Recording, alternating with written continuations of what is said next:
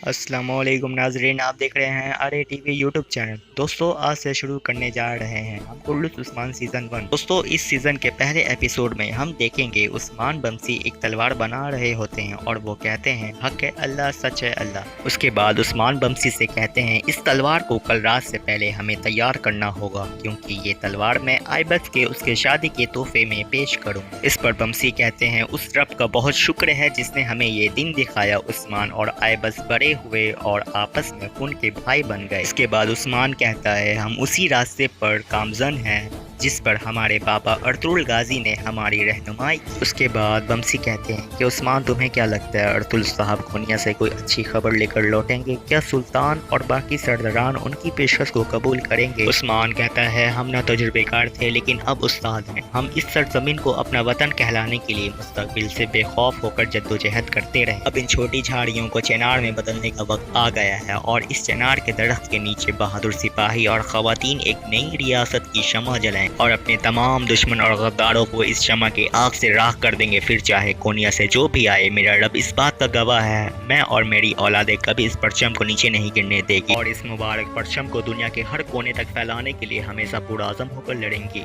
इसके बाद बमसी कहते हैं अल्लाह तेरा शुक्र है, अब मैं सुकून से मर सकता हूँ। इसके बाद अगले सीन में आप लोग देखेंगे दोस्तों, ये है दुंदार अर्तुल गाजी के छोटे भाई। अर्तुल गाजी ने इनको अपनी जगह सरदार बनाकर कबीले में गए। दुंदार अपनी बीवी से कहता है अर्तुल साहब, अपनी जिम्मेदारी का बोझ मेरे कंधों पर डालकर चले गए और तुम इस बीमारी को देखो, ये मेरा पीछा ही नहीं छोड़ती। मेरे बाबा सुलेमान शाह को भी यही बीमारी थी। फिर उसकी बीवी कहती है आप फिक्र ना करें, अल्लाह के हुक्म से आप हर चीज में कामयाब हुए, आप खुद को कम मत समझिए। यूं तो सफर मुसाफिरों के साथ नहीं बल्कि आदमियों के साथ तय किया जाता है। दुंदार कहता है आज हम वही काट रहे हैं जिसका पौधा अर्तुल भाई ने आज से 25 साल पहले लगाया। इंशाअल्लाह इस मुआहदे से भी अमन और सुकून आएगा। अब जल्दी करो वरना यूरोक्लोस को मजीद इंतजार नहीं कराना चाहिए। के बाद अगले सीन में आप लोग देखेंगे बमसी के पास उसके बेटे आइबस आते और उनसे कहते हैं बाबा, मैं किले जाने से पहले आपकी दुआ लेने आया हूँ। बमसी कहते हैं मेरे बेटे, मेरी दुआएं हमेशा तुम्हारे साथ हैं, लेकिन कभी भी काफिरों की दोस्ती पे भरोसा मत करना और उनसे मोहतात रहना। और एक बात हमेशा याद रखना, चारों का मुकाबला हमेशा बहादुरी से नहीं होशियारी से भी किया जाता है। आइबस कहता है बाबा आप बेफिक्र रहें, मैं आपका बेटा हूँ, मेरे सामने जो भी दुश्मन आएगा वो ये जानता होगा कि हार उसी की होगी। मुझे लगता है कि आपको अर्तुल साहब की याद आ रही है। इस पर बमसी कहते हैं याद उन्हें किया जाता है जो नजरों से ओझल हो, लेकिन उस्मान में मुझे अर्तुल साहब दिखते हैं। उसका देखना, उसका ढंग वही अर्तुल साहब की याद दिलाता है। ऐसे बहादुर लोग रोज रोज पैदा नहीं होते और मुझे उम्मीद है कि तुम उस्मान का साथ देने वाले होगे। ये एक बाप की नहीं बल्कि अबाओ आजाद की हैसियत है कि जिस तरह मैं हमेशा अर्तुल साहब के साथ रहा, तुम उस्मान के साथ रहोगे। इसके बाद अगले सीन में आप लोग देखेंगे कि आइबस अपने मंगेदर बुरजन से मिलता है। बुरजन उससे कहती है आइबस, क्या आपको जानना लाजमी है, आज हमारी मेहंदी है, हम तैयारी करेंगे। आइबस कहता है तुम जानती हो कि मैं एक सिपाही हूँ और एक सिपाही के लिए सबसे अहम उसके फराज होते हैं। मैं उस्मान भाई को यूं अकेले नहीं छोड़ सकता, बस तुम दुआ करो हम जल्दी और बाखैरियत वापस आ जाएं। इसके बाद अगले सीन में आप लोग देखेंगे काई कबीले के तमाम सिपाही किले जाने के लिए दुंदार के पास इकट्ठे होते हैं। दुंदार गुंदुज से पूछता है बेटा इसमें क्या है? गुंदुज उसको बताता है ये कुछ तलवारें हैं जो गवर्नर को हम तोहफे के तौर पर देंगे। इसके बाद उस्मान कहता है कि हमें जिन तलवारों से किले पर हमला करना चाहिए हम वो तलवार उनको तोहफे में दे रहे हैं। ये सुनकर दुंदार को बहुत गुस्सा आता है और वो उस्मान की तरफ गुस्से से बढ़ता है और बमसी उसे रोक लेते हैं। उसके बाद अगले सीन में आप लोग देखेंगे कि गवर्नर यूरोक्लोस अपने सिपाही कालानोस के साथ किले में मौजूद होता है। कालानोस कहता है हमने अमन और तिजारत के तमाम मुआहदे बिल्कुल उसी तरह तैयार कर लिए हैं जैसे आप चाहते थे,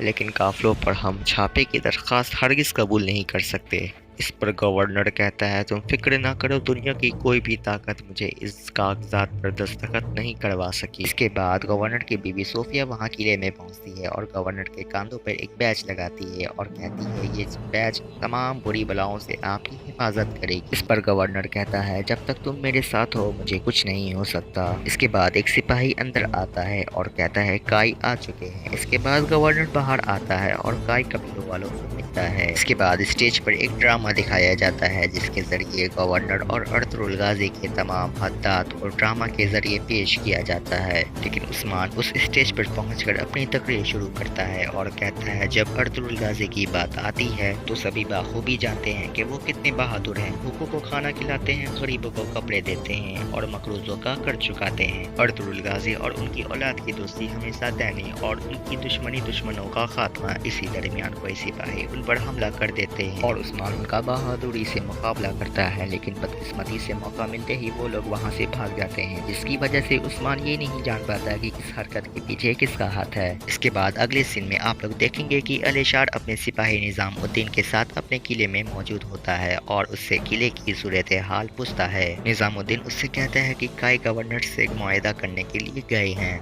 इस पर अलीशार कहता है कि तुम्हें क्या लगता है गवर्नर उनकी शरायत मान जाएगा? अलीशार कहता है कि इस जमीन पर कागज भी मैं ही हूँ और कलम भी, मेरे बगैर कोई भी मुआहदा नहीं कर सकता। इसके बाद अगले सीन में आप लोग देखेंगे कि गवर्नर दुंदार से इजहार अफसोस कर रहा होता है और उससे माफी मांगता है और कहता है मैं आपको यकीन दिलाता हूँ कि जिन लोगों ने आप पर हमला किया है मैं उन्हें बहुत जल्द तलाश कर लूंगा, लेकिन इस हमले से ये दवाजे है कि कोई है जिसको हमारे मुआहदे से तकलीफ है। दुंदार कहता है कि मैं कैसे मान लूँ कि आप अपने जुबान की पासदारी करेंगे और इसके अलावा आपने हमारी जिन शरायतों को मौखिर किया उसका क्या होगा? इस पर गवर्नर कहता है कि अगर आप मुझ पर दोबारा एतमाद करें तो मैं आपकी तमाम शरायत कबूल कर लूंगा। इसके बाद कालानूस बोलता है और कहता है क्या ये वाकया ठीक है कि हम यूं अचानक इस तरह अपना फैसला बदल दें? गवर्नर कहता है कालानूस मैं जानता हूँ कि क्या सही और क्या गलत है, इसी तरह काई को हमारी दोस्ती पर यकीन आएगा। इसके बाद दुंदार गवर्नर से कहता है तो फिर ठीक है, हम अभी इसी वक्त मुआहदे पर दस्तखत करेंगे। इसके बाद वो लोग उन तिजारती काफिलों के बारे में बात करते हैं जिनको डाकू लूटकर सरहद के पार चले जाते थे। कालानूस कहता है ये एक नाकाबिले काबू सूरत हाल है। ये सुनकर उस्मान बीच में बोल पड़ता है ये काबिले कबूल हो सकता अगर आप मुझे उन डाकुओं के काफिले पर छापा मारने की इजाजत दें। इस पर गवर्नर कहता है क्या आपको खुद पर इतना यकीन है, जबकि उन्होंने आज अपनी तमाम सलाहियत दिखा दी। इसके बाद गवर्नर दुंदार से उसकी राय पूछता है जिसका जवाब दुंदार हाँ कर देता है। इसके बाद गवर्नर दुंदार से कहता है अगर हम आपको ये करने की इजाजत दे दें तो आप क्या कर लेंगे? इसके बाद कालानूस ये सुनकर बहुत गुस्से में खड़ा होता है और कहता है हुजूर ये हमारे लिए नाकाबिले कबूल है, ये हमारी सरहदों के खिलाफ वर्जी है। इसके जवाब में उस्मान कहता है कि आप मेरे और कई सिपाहियों के साथ अपने कुछ कमांडर भेज दें तो कालानूस को भी तसल्ली हो जाएगी।